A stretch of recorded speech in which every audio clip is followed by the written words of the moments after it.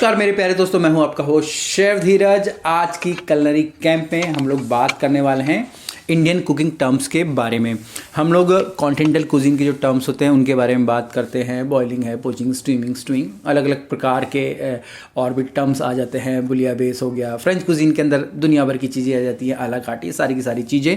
इस वीडियो में हम लोग बात करने वाले हैं कुछ इंडियन टर्म्स के बारे में जिनको कि समझना आपको बहुत ही ज़्यादा ज़रूरी है अगर आप एक इंडियन कुजीन के शेफ़ हो, या फिर आप इंडियन के करी सेक्शन में भी काम करते हो, या फिर आप अपने तंदूर सेक्शन में भी काम करते हो। आपको इन जो ट्रेडिशनल जो मेथड्स हैं उनके बारे में पता होना बहुत ही ज़्यादा ज़रूरी है। ज़रूरी मतलब ज़रूरी है। चलिए जी, जो सबसे पहली टर्म है वो है हमारे धुंगार। धुंगार को सिंपल मैं बोलूँ तो धुआं देना होता है। अब आप कोई भी खाना बना रहे हैं, चाहे आपकी दाल है, पुलाव है, इवन कोई सब्जी आप बना रहे हैं, तो आप चाहते हैं कि मैं उसमें किसी भी प्रकार का धुएं का फ्लेवर या कोई पर्टिकुलर फ्लेवर डाल दूँ। पर्टिकुलर फ्लेवर मैं बोल सकता हूँ कि भाई मैं पान के पत्ते का फ्लेवर डाल दूँ, मैं इलायची का फ्लेवर डाल दूँ, लौंग का फ्लेवर डाल दूँ। तो क्या करेंगे, तो इसमें क्या करना होता है, जब आपका खाना बन रहा होता है, हाफ कुक हो चुका होता है, या आप बोल सकते हैं फुल डन भी होने वाला होता है, तो आप एक कटोरी के अंदर जो कोयला होता है, कोयले को जला के डाल देते हो। उसके ऊपर से आप लोग जो अपने घी होते हैं, घी डाल देते हो। और क्या कहते हैं, जो कि फिर क्या होता है, जो धुएं के ऊपर जब भी घी पड़ेगा तो पूरा धुआं धुआं हो जाएगा। ठीक है जी, धुंगार का मतलब वही है।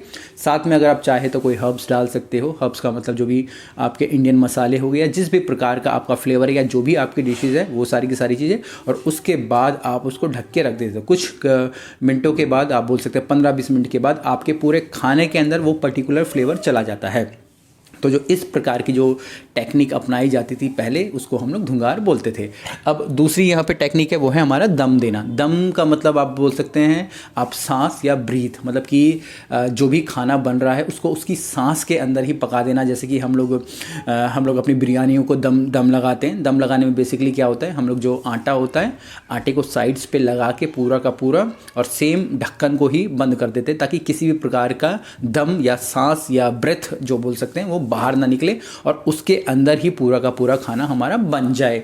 तो बिरयानी में स्पेशली हम लोग ये सारी की सारी चीज़ें करते हैं। इवन जैसे दम आलू बोलेंगे तो दम आलू में भी सेम ही प्रोसेस होता है। या आप बोल सकते हैं कोई भी ऐसा पर्टिकुलर डिश जो कि उसके अंदर ही पक रही है, या किसी भी प्रकार की एडिशनल बाहर से हम लोग कोई भी कुछ भी चीज़ नहीं डाल रहे हैं। तो जो भी उसके अंदर आप बोलेंगे कि जो भी एयर इकट्ठा हो रही है, तो उसके से ही सारी की सारी कुकिंग वहाँ पे हो जा रही है। तो होता है हमारा दम देना। इसके बाद तीसरा यहाँ पे है गलावट। जैसे हम कॉन्टिनेंटल कुजीन के अंदर आप लोगों ने देखा होगा, हम लोग टेंडराइज़र यूज़ करते हैं। अगर आपके जैसे मटन हो गया, मटन की जो चाप हो गई, या मटन का कोई एक पार्ट हो गया, या बीफ स्टेक्स हम लोग बोलते हैं, जो कि पकने में काफ़ी ज़्यादा टाइम लगाते हैं, या अचानक से कोई पार्टी आ गई, या हमारे पास जो मीट है वो अच्छी क्वालिटी का नहीं है, चाहे मटन हो चाहे कोई सा भी मीट हो, स्पेशली मटन होता है या बीफ होता है, दो ही जो सबसे आप हार्ड मीट हम लोग बोलते हैं। अगर वो नहीं पक रहे होते हैं तो हम लोग उसमें टेंडराइज़र करके पाउडर आता है, छोटे सफ़ेद डब्बे का आता है, सब छोटे सफ़ेद डब्बे में होता है, वो लोग हम छिड़क देते हैं और कुछ ही मिनटों में जो आपका मीट बहुत ही ज़्यादा सॉफ्ट हो जाता है। और आप उसको अगर तवे पे ग्रिल करोगे तो ईजिली उसके बाद वो कुक हो जाता है। पर वो एक तरीके से सही नहीं होता है, कई जगह पर वो बैन भी है। वहीं पहले ज़माने में क्या होता था, जो हमारे जो रॉ पपाया होते हैं, जिसके अंदर पेपिन नाम का एक पदार्थ होता है, वो या फिर पाइनएप्पल्स यूज़ किए जाते हैं। पाइनएप्पल तो तब भी लोग कम यूज़ करते हैं, क्योंकि पाइनएप्पल का एक टेस्ट होता है, पर पपाया, कच्चे पपीते का कोई टेस्ट नहीं होता है। तो उसके छिलकों का या पूरे पपीते का भी पेस्ट बना लिया जाता था, और उसको पर्टिकुलर, चाहे लैम हो, आपके मटन आप बोलते, बीफ बोलते, उसके साथ मिक्स कर दिया जाता था। और ये एक तरीके से टेंजराइज़र का काम करता था। जो भी मीट होता था वो ईजिली वहाँ पर गल जाता था और अच्छे से ईजिली कुक हो जाता था। तो ये था हमारे जो गलावट का मतलब या गलने का मतलब। इसके बाद यहाँ पे है भगार। भगार का मतलब होता है तड़का देना। आप लोगों को छोटे से जो बर्तन होता है, आपका सॉस पैन हो गया, उसमें आप घी गरम कर रहे हो या तेल गरम कर रहे हो। बेसिकली पहले तो घी ही यूज़ होता था। उसके बाद आप उसमें अपने जो ज़ीरे का तड़का डाल रहे हो, चाहे आप हींग डाल रहे हो, या किसी भी प्रकार की चीज़ें।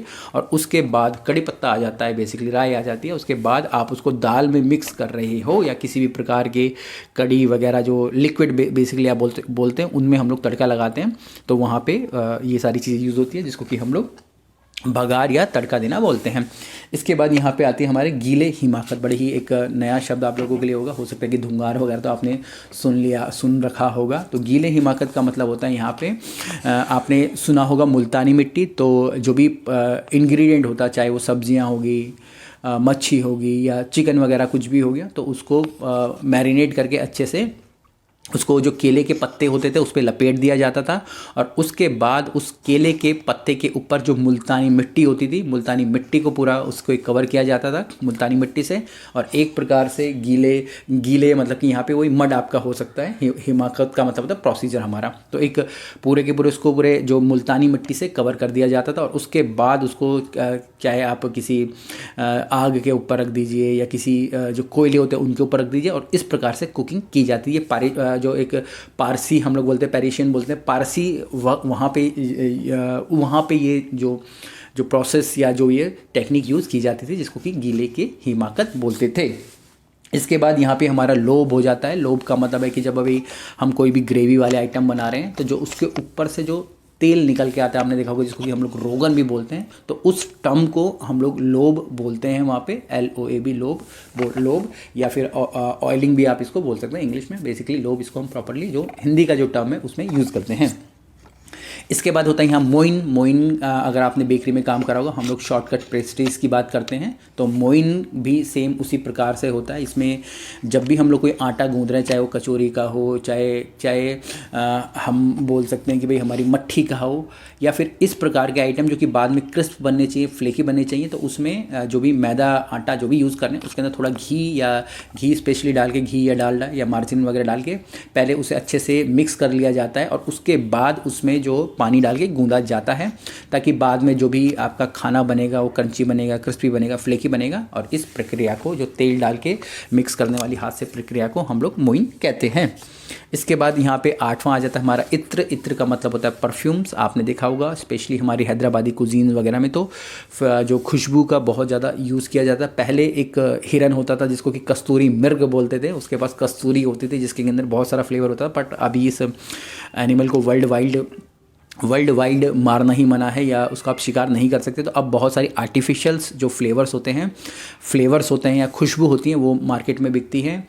आप देखोगे बिरयानी के अंदर कहीं गुलाब की खुशबू आ रही है। अगर आपने जैसे हमारा जैसे शरबत होता है, रोअफ़ज़ा होता है, उसमें रोज़ की खुशबू आती है, तो उस प्रकार के इत्र यूज़ करते थे। बेसिकली बिरयानीज़ में इनका यूज़ होता था। और जो कस्तूरी मृग है उसके बारे में आपको पता था होगा या नहीं होगा, नीचे लिखिएगा ज़रूर। कस्तूरी मृग पहले उससे ही जो हिरन होता था, उससे ही जो एक पर्टिकुलर चीज़ उसके पेट से निकाली जाती थी, और उसको ही इत्र के रूप में यूज़ किया जाता, जो कि बहुत ही ज़्यादा खुशबूदार होती थी। इसके बाद यहाँ पे हमारा नोवा है, वो है चांदी का वर्क। आप लोगों ने बर्फ़ी देखी होगी जिसके ऊपर चांदी जैसी लगी रहती है, उसको चांदी का वर्क बोलते हैं। इसमें 2 पेपर्स के बीच में चांदी को रख के थोड़ा सा बहुत ज़्यादा पीटा जाता है, पीट के उसको बिल्कुल पतला आप दम बोल सकते हैं, एकदम पेपर जैसे बना दिया जाता है। वर्क हो जाता है। वर्क का मतलब जिल्द भी होता है, ऊपर के कवर।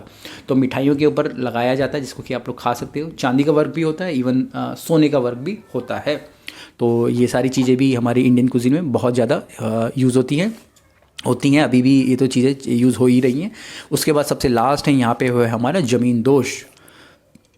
किसी पिक्चर जैसा नाम लगता है ज़मींदोज़। इसके अंदर किसी भी पर्टिकुलर पदार्थ को ज़मीन के अंदर दबा दिया जाता है। जैसे पहले हमारा यहाँ पे जो गीले की हिमाकत में तो जो मुल्तानी मट्टी लपेट के फिर उसको कर रहे थे, पर यहाँ पे पूरे के पूरे जानवर को केले के पत्ते या किसी भी प्रकार की टेक्निक इस्तेमाल करके उसके बाद उसको ज़मीन के अंदर दबा देते हैं, और उसके ऊपर से अंगारे डालते हैं या आग जलाते हैं, और फिर जाके कुछ 5-6 घंटों के बाद वो पर्टिकुलर जानवर पक जाता है। स्पेशली इस तरीके के जो चीज़ थी, जैसे कि ये ज़मींदोज़ जो राजस्थान के आप बोल सकते हैं उस एरिया में सबसे ज़्यादा यूज़ होती थी। तो ये सारी की सारी टर्म्स हमारी जो पुराने समय में यूज़ होती थी, अब भी यूज़ होती हैं। अब लोगों को थोड़ा इनके बारे में कम पता है, तो जो मकसद था इस वीडियो को बनाने का यही था कि आप इनको पुरानी टर्म्स को दोबारा से याद करें और ज़्यादा से ज़्यादा इनको यूज़ करने की कोशिश करें, ताकि क्योंकि आप लोग नए बच्चे हैं, आप लोगों के बाद जो भी आएंगे उनको भी ये चीज़ें पता होंगी, तो हमारा जो ट्रेडिशन है वो चलता रहेगा। उम्मीद करता हूँ आपको ये वीडियो अच्छी लगी होगी, और कोई भी क्वेश्चंस हो, कमेंट्स हो, ज़रूर लिखिएगा। आप लोगों के कुछ भी अच्छे कमेंट्स होते हैं या कुछ ऐसे टॉपिक्स के ऊपर होते हैं जो कि यूट्यूब पे नहीं है, या आप लोगों को होटल्स में, कॉलेज में नहीं सिखाए जाते हैं, तो मैं उनके ऊपर जरूर वीडियो बनाता हूँ। फिर मिलेंगे एक नए वीडियो में, तब तक के लिए जय हिंद।